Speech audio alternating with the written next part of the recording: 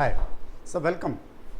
So today it's a very hot topic and it affects everybody including you and me. So please try to understand the agony of the millions of the people in India, because I have written 8 points here. These like 8 tentacles, or you can say arms of an octopus, and these are going to cause a lot of irritation. These will be successful in causing disruption to the smooth functioning of the GST. While I hail that GST is a very welcoming step, I appreciate the efforts made by the government, and also that the time has come to replace the existing system, and timely government took action, and now we have GST, a very improved, updated version of indirect tax, version of, you can say, value added taxation system. So I really commend the efforts of the government, but at the same time I request the authorities to look into certain areas. There are some itches, there are some irritants, there are some flaws which the government has to reconsider. So I am going to discuss, and if you like, if you support, please subscribe to my video, and also that you also propagate this. First of all, listen to the points I raise here with patience and kind consideration, and then you think over it. And I also invite your valuable comments also on this, because we are in a democracy, so we have the opportunity to discuss all these things. Please. So first and foremost thing that I am talking about is 100% online.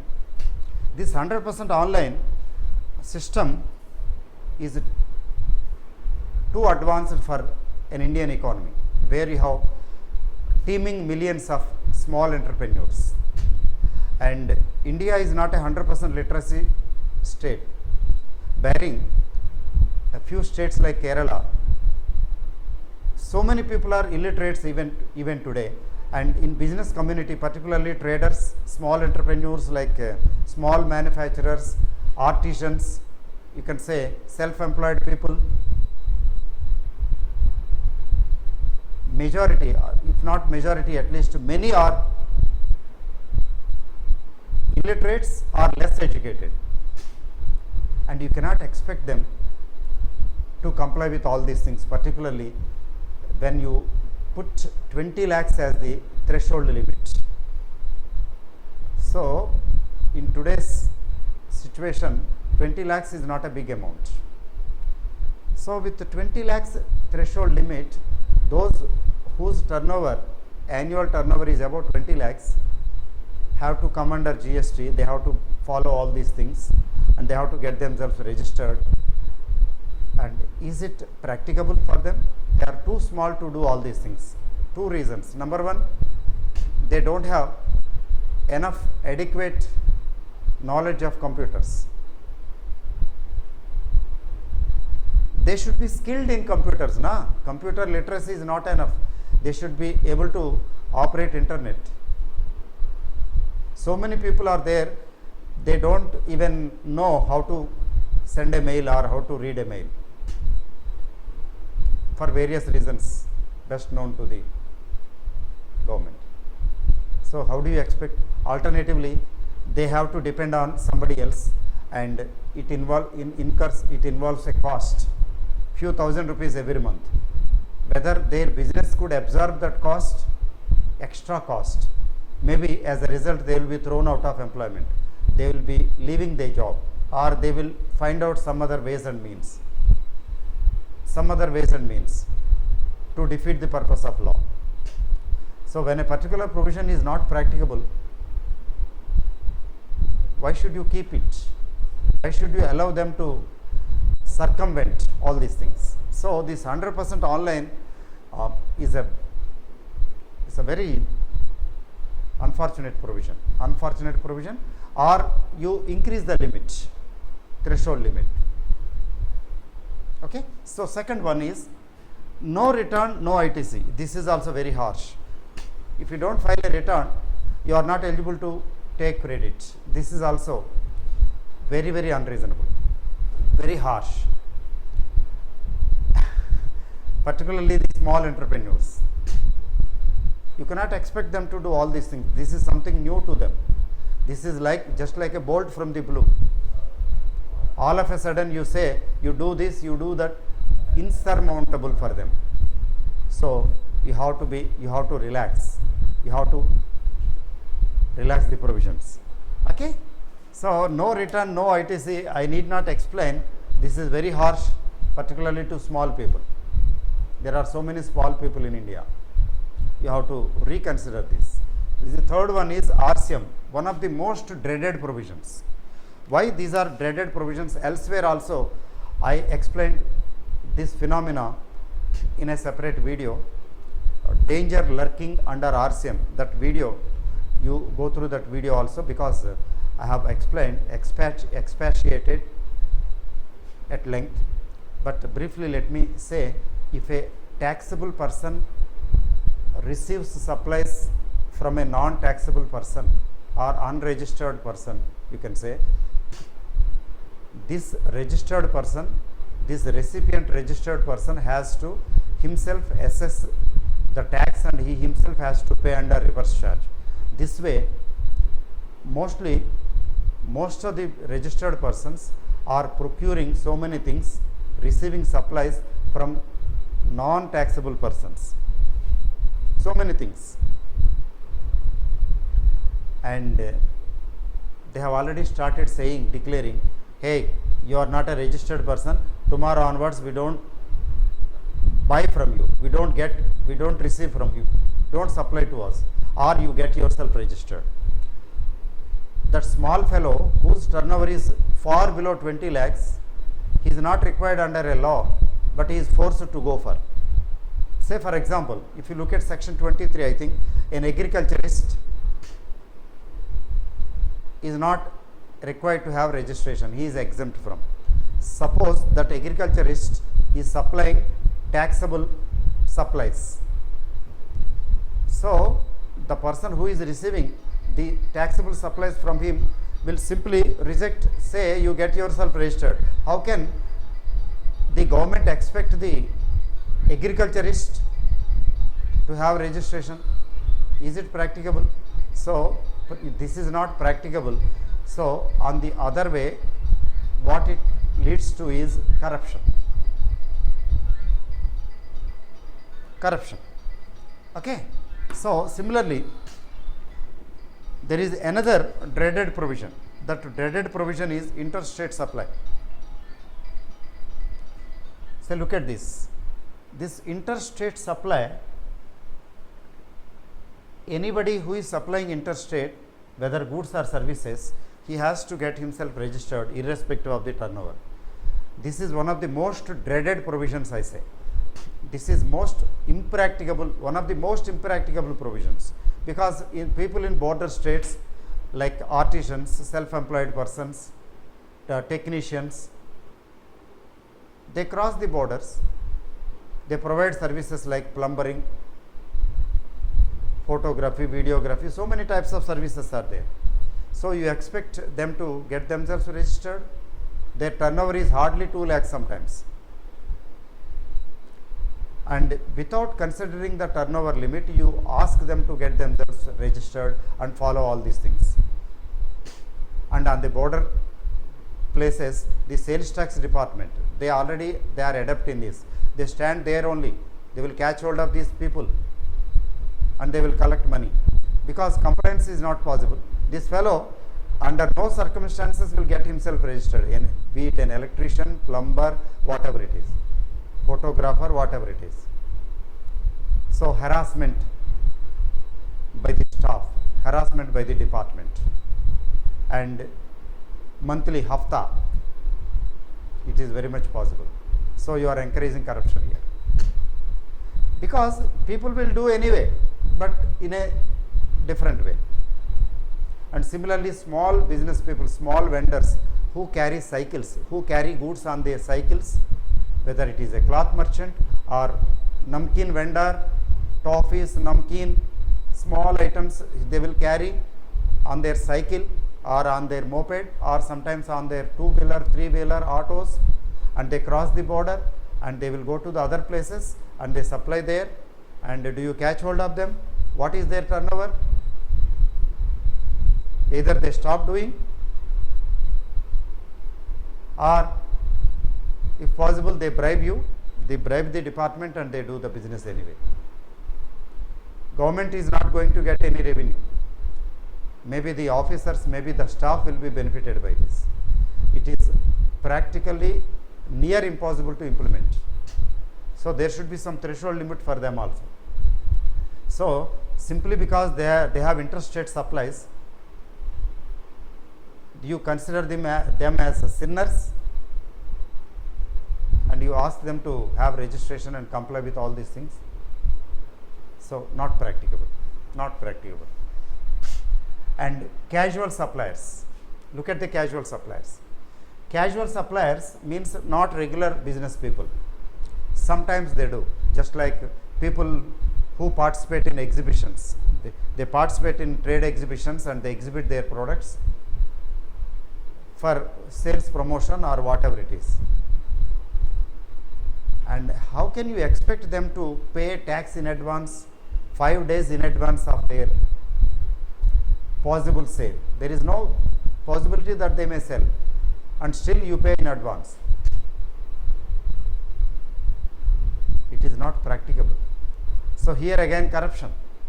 The staff will go there, they will trace them and they pay some money, okay, jugaad. So you are encouraging corruption indirectly. So you say that you want to arrest black money this way. At least some section of the people say that the demonetization process was a flop. Only poor people appreciated this because they don't know. Out of jealousy, they thought that rich people are being punished, but the rich people were not punished because they were helped by some sections of the society like bank officers. I don't want to name the category of people who helped the people with black money. They were able to get away. They were able to save themselves, of course at a cost. But only the middle class people, lower middle class people, upper middle class people suffered due to demonetization process. But the purpose for which the scheme was introduced did not serve. That is what majority feel. So this is not the way. See, when there is corruption, when you encourage corruption indirectly, so there is black money automatically gets accumulated. Officers, the tax department staff will be getting black money. It only encourages black money if you keep such provisions here under the tax law. And similarly, advance payment. See, this is also a very serious matter. Under the existing excise law, under the existing sales tax law, if a manufacturer or a trader receives any advance, he need not pay any tax. No excise duty is payable, no sales tax is payable. Because under excise duty is payable only at the time of removal of goods. Under sales tax laws, sales tax is payable only when there is a concluded sale. But when you receive advances and you are going to supply at a later date, no tax was payable. So to that extent, everybody is safe. Particularly, the working capital position of the supplier is intact. He can invest that amount for procuring the goods, for getting the goods manufactured or procured. He is using that money. But now the law says you have to pay on advance received. Okay. So government wants to take advantage of that. It wants to collect tax, no doubt. Done. But at the same time, the law, the provision says the person who paid the amount as advance tax is not entitled to take credit until and unless he receives the goods or receives the services. What is receipt of service? No clarity.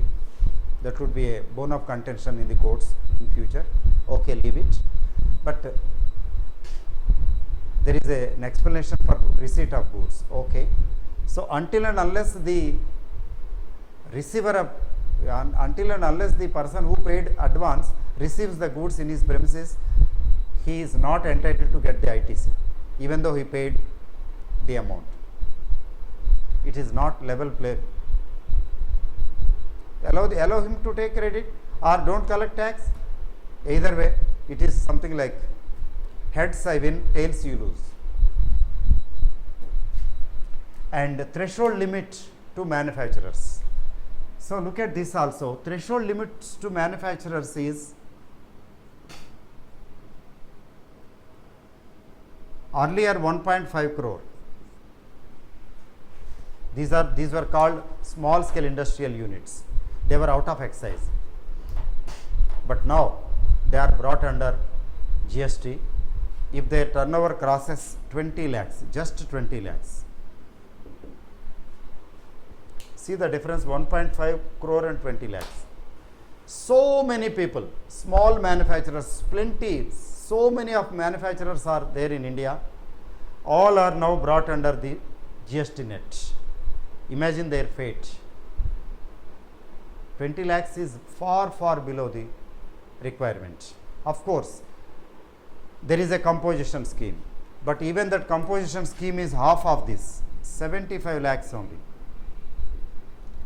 For certain states, it is still 50 lakhs only. Hill stations like Himachal Pradesh, Jammu and Kashmir, it is still 50 lakhs only. So, composition scheme is not a solution. The limit, at least for manufacturers, should be raised. That is very harsh. There would be untold hardships to the small manufacturers in India, and this may throw some of them out of employment also, because they don't want to comply with, they feel that quite inconvenient, and the business will slip into big people. Big fish will eat into the small fish. The small fish will vanish. Government is encouraging this. See, so far the policy is to encourage small entrepreneurs, small scale industrials, small scale industrial units, etc., etc., because they generate more employment. They are less capital intensive, less techno savvy, they use few machines and more labor. India is a more populous country with a lot of population, and employment generation is one of the most important requirements, and this will defeat the purpose of employment generation, this law, GST law. And last but not least, there are other provisions also, but last but not least, look at section 18(2), which says, of course this is a short term and temporary drawback.